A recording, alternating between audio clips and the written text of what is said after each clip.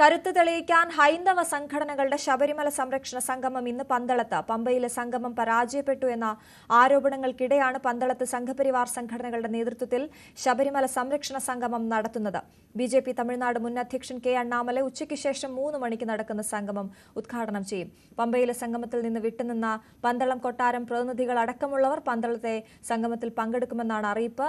രാവിലെ മുതൽ ഉച്ചവരെ വിവിധ വിഷയങ്ങൾ ചർച്ച ചെയ്യുന്ന സെമിനാർ പന്തളത്ത് നടക്കും. വിവരങ്ങളുമായി ജി ശ്രീജിത്തും രഞ്ജിത്ത് രാമചന്ദ്രനും ചേരുന്നു പന്തളത്ത് നിന്നും. Sreejith, good morning. ഇന്ന് സംഗമം നടക്കുമ്പോൾ രാവിലെ സെമിനാറുകളാണ്. ഏതൊക്കെ വിഷയങ്ങളിലാണ് സെമിനാർ നടക്കുന്നത്? ആരൊക്കെ പങ്കെടുക്കുമെന്ന ഉറപ്പാണ് ഇപ്പോൾ നമുക്ക് ലഭിച്ചിരിക്കുന്നത്?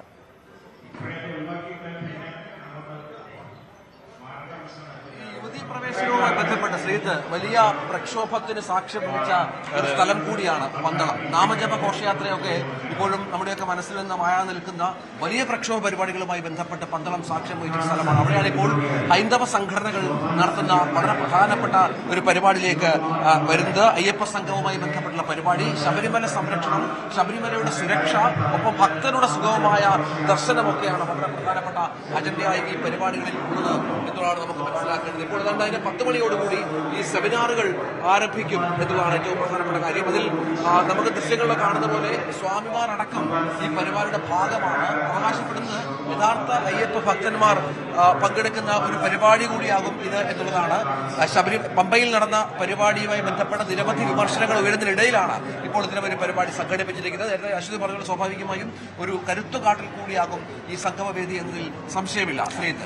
രഞ്ജിത്ത്, എനിക്ക് തോന്നുന്നു ഈ സംഗമത്തിൽ ആളുകൾ ഉണ്ടാകുമെന്ന് സ്വാഭാവികമായിട്ടും പ്രതീക്ഷിക്കുന്നു. പക്ഷെ അതിനൊക്കെ അപ്പുറത്തേക്ക് സർക്കാരുമായി ബന്ധപ്പെട്ട ഉണ്ടായ വിവാദത്തിൽ ഏറ്റവും പ്രധാനപ്പെട്ടത് പലരും വിട്ടുനിന്നു എന്നുള്ളതാണ്. ഇപ്പോൾ NSSും SNDP പങ്കെടുത്തു എന്നുള്ളത് ശരിയാണ്. പക്ഷെ പന്തളം കൊട്ടാരം വിട്ടുനിന്നു. അതോടൊപ്പം തന്നെ ഐക്യമലയേര മഹാസഭ വിട്ടുനിന്നു. ഇതൊക്കെയാണ് വളരെ പ്രധാനപ്പെട്ടതായ ചില പ്രതിഷേധങ്ങളായി ഉയർന്നു വന്നൊരു സാഹചര്യം.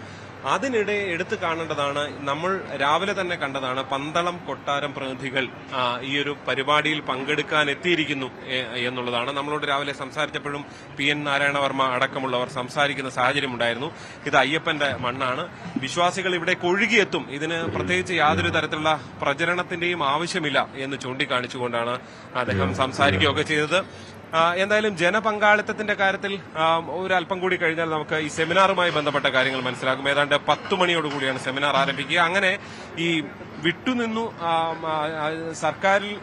സർക്കാരുമായി ഇടഞ്ഞു നിന്ന ചില വിഭാഗങ്ങൾ ഇവിടെ പങ്കെടുക്കുന്നു എന്നുള്ളതാണ് ഏറ്റവും ശ്രദ്ധേയം. അൽവിളയിൽ കൂടി നമ്മോടൊപ്പം ചേരുന്നുണ്ട്. സംഘാടക സമിതിയുടെ പ്രധാനപ്പെട്ട ഒരാൾ കൂടി അദ്ദേഹം. എന്താണ് നമ്മൾ ഇതിന്റെ ലക്ഷ്യം വെക്കുന്നത്? പ്രത്യേകിച്ച് പന്തളത്തിന്റെ മണ്ണിലാണ് ഈ പുതിയൊരു പരിപാടി.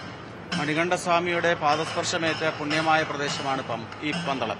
ശബരിമലയിലെ ആചാരാനുഷ്ഠാന സംരക്ഷണത്തിന് വേണ്ടി ആദ്യമായി ഭക്തജനങ്ങൾ തെരുവിലേക്ക് ഇറങ്ങാൻ ഇടയായ ഒരു സ്ഥലവും പന്തളം തന്നെയാണ്. കഴിഞ്ഞ ദിവസം സർക്കാർ അവിടെ ചില വികസന പരിപാടികളെപ്പറ്റി ആലോചിക്കാൻ സ്പോൺസേർഡായിട്ടുള്ള മുതലാളിമാരുടെ ഒരു സംഗമം നടത്തി. ഞങ്ങൾ അതിനെതിരല്ല, അതിന് ബദലായിട്ടുമല്ല. ഇവിടെ നടത്താൻ ഉദ്ദേശിക്കുന്നത് ചില വിശ്വാസത്തിൽ അധിഷ്ഠിതമായ വികസനമാണ് ശബരിമലയിൽ ആവശ്യം എന്നുള്ള തിരിച്ചറിവോടുകൂടിയാണ് ഇന്നേ തീയതിയിൽ ഇവിടെ ഈ സംഗമം നടത്തുന്നത്. പ്രധാനപ്പെട്ട വ്യക്തിത്വങ്ങളൊക്കെ ഈ പരിപാടിയിൽ പങ്കെടുക്കുന്നുണ്ട്. നമ്മൾ 3 വിഷയങ്ങളാണ്: ശബരിമലയിലെ ആചാരാനുഷ്ഠാനവുമായി ബന്ധപ്പെട്ട വിഷയങ്ങൾ, ശബരിമലയുടെ വികസനം, ശബരിമലയുടെ സുരക്ഷ. ഈ 3 കാര്യങ്ങൾക്ക് പ്രാമുഖ്യം നൽകിക്കൊണ്ടുള്ള ഒരു സെമിനാറുകളാണ് ഇവിടെ നടപ്പാക്കുന്നത്. എല്ലാ ഭക്തജനങ്ങൾക്കും ആ സെമിനാറുകളിൽ പങ്കെടുക്കാനും അവരുടെ അഭിപ്രായങ്ങൾ കേൾക്കാനും ആ അഭിപ്രായങ്ങൾ റെക്കോർഡ് ചെയ്തതിനു ശേഷം ദേവസ്വം ബോർഡിനും സംസ്ഥാന സർക്കാരിനും ഒക്കെ കൈമാറാനുമാണ് ഉദ്ദേശിക്കുന്നത്. ശബരിമലയിലെ സുരക്ഷാ കാര്യങ്ങൾ അവതരിപ്പിക്കുന്ന ശബരിമല നമുക്കറിയാം, പുൽമേട് ദുരന്തമുണ്ടായപ്പോൾ അതിനെപ്പറ്റി അന്വേഷണം നടത്തിയ ജസ്റ്റിസ് MR ഹരിഹരൻ നായർ സാറാണ് ആ വിഷയം അവതരിപ്പിക്കുന്നത്. ശബരിമലയുടെ ദേവസ്വം ബോർഡിന്റെ മുൻ അധ്യക്ഷനായിരുന്ന ശ്രീ അഡ്വക്കേറ്റ് G രാമൻ നായർ സാറാണ് ശബരിമലയുമായി ബന്ധപ്പെട്ട ചില വിഷയങ്ങൾ അവതരിപ്പിക്കുക. അത്തരത്തിൽ പ്രഗത്ഭരായ വ്യക്തികളാൽ സമ്പന്നമാണ് ഈ ഭാരതത്തിലെ മിക്കവാറും എല്ലാ സംസ്ഥാനത്തു നിന്നുള്ള പ്രതിനിധികളുണ്ട്. വിദേശ രാജ്യങ്ങൾ, ശ്രീലങ്ക ഉൾപ്പെടെയുള്ള വിദേശ രാജ്യങ്ങളിലെ പ്രതിനിധികളും ഇന്നത്തെ പരിപാടിയിൽ പങ്കെടുക്കുന്നുണ്ട്. ദേവസ്വം ബോർഡിൽ അയ്യപ്പ സംഗമം കഴിഞ്ഞ ദിവസം നടന്നിരുന്നു. അതുമായിട്ട് എന്ത് വ്യത്യാസമാണ് കാണുന്നത് ഈ ഒരു സംഗമം? ദേവസ്വം ബോർഡിന്റെ വെച്ചാൽ സംഘടിപ്പിക്കാൻ വേണ്ടി സംഘടിപ്പിച്ച ഒരു ചടങ്ങാണ്. അവർക്ക് വോട്ട് കിട്ടുക എന്നുള്ള ലക്ഷ്യത്തോടു കൂടിയാണ്. അല്ലാതെ ഭക്തന്റെ വികാരങ്ങളോ ശബരിമലയെ കൃത്യമായി മനസ്സിലാക്കാനുള്ള ഒരു പരിപാടി ആയിരുന്നില്ല.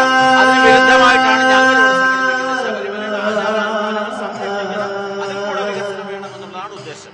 അതാണ് ശ്രീത്ത്, അതാണ് ഏറ്റവും പ്രധാനപ്പെട്ട. ഇപ്പോൾ ഈ വേദിയിൽ സോപാന സംഗീതമൊക്കെ ആരംഭിച്ചിട്ടുണ്ട്.